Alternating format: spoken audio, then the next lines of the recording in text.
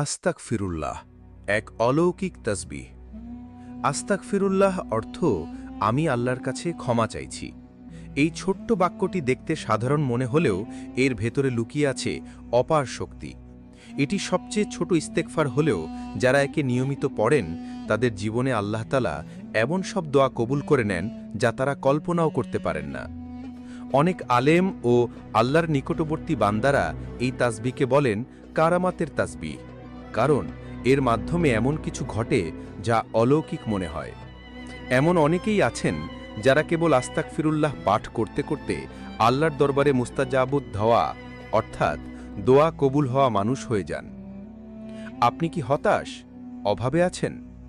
জীবনে হতাশা ঘিরে ধরেছে, অর্থকষ্টে দিন কাটছে, গুনাহের বোঝা ভারী হয়ে গেছে, ভালো জীবনসঙ্গী খুঁজে পাচ্ছেন না, বারবার দোয়া করেও ফল পাচ্ছেন না?